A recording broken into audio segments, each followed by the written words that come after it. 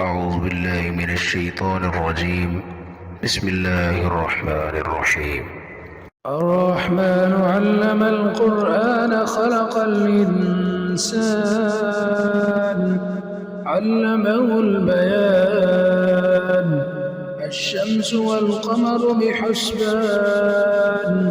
والنجم والشجر يسجدان والسماء رفعها ووضع الميزان ألا تطغوا في الميزان وأقيموا الوزن بالقسط ولا تخسروا الميزان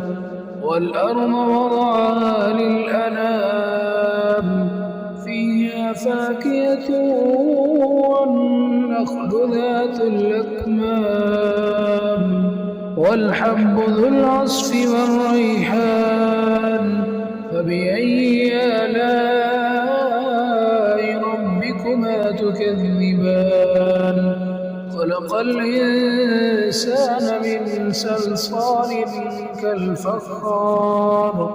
وخلق الجان من مارج من نار فبأي آلاء ربكما تكذبان رب المشرقين ورب المغربين فبأي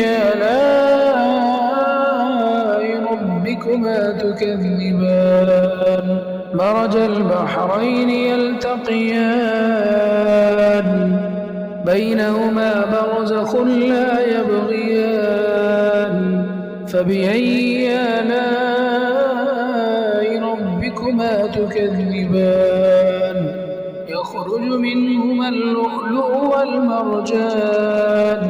فبأي آلاء ربكما تكذبان وله الجوار المنشآت في البحر كالأعلام فبأي آلاء ربكما تكذبان كل من عليها فان ويبقى وجه ربك ذو الجلال والإكرام فبأي آلاء ربكما تكذبان يسأله من في السماوات والأرض كل يوم هو في شأن فبأي آلاء ربكما تكذبان سنفرغ لكم أيها الثقلان فبأي آلاء ربكما تكذبان يا معشر الجن والإنس إن استطعتم أن تنفذوا من أقطار السماوات والأرض فانفذوا لا تنفذون إلا بسلطان فبأي آلاء ربكما تكذبان يرسل عليكما شواظ من نار ونحاس فلا تنتصران فبأي آلاء ربكما تكذبان فإذا انشقت السماء فكانت وردة كالدهان فبأي آلاء ربكما تكذبان فيومئذ لا يسأل عن ذنبه إنس ولا جان فبأي آلاء ربكما تكذبان يعرف المجرمون بسيماهم فيؤخذ بالنواصي والأقدام فبأي آلاء ربكما تكذبان هذه جهنم التي يكذب بها المجرمون يطوفون بينها وبين حميم آن فبأي آلاء ربكما تكذبان ولمن خاف مقام ربه جنتان فبأي آلاء ربكما تكذبان ذواتا أفنان فبأي آلاء ربكما تكذبان فيهما عينان تجريان فبأي آلاء ربكما تكذبان فيهما من كل فاكهة زوجان فبأي آلاء ربكما تكذبان متكئين على فرش بطائنها من استبرق وجنى الجنتين دان فبأي آلاء ربكما تكذبان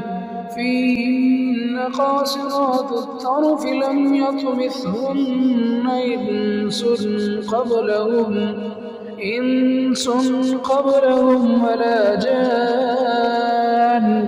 فبأي آلاء ربكما تكذبان كأنهن الياقوت والمرجان فبأي آلاء ربكما تكذبان هل جزاء الإحسان إلا الإحسان فبأي آلاء ربكما تكذبان ومن دونهما جنتان فبأي آلاء ربكما تكذبان مدهامتان فبأي آلاء ربكما تكذبان فيهما عينان نضاختان فبأي آلاء ربكما تكذبان فيهما فاكهة ونخل ورمان فبأي آلاء ربكما تكذبان فيهن خيرات حسان فبأي آلاء ربكما تكذبان حور مقصورات في الخيام فبأي آلاء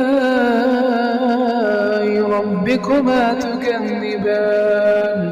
لم يطمثهن إنس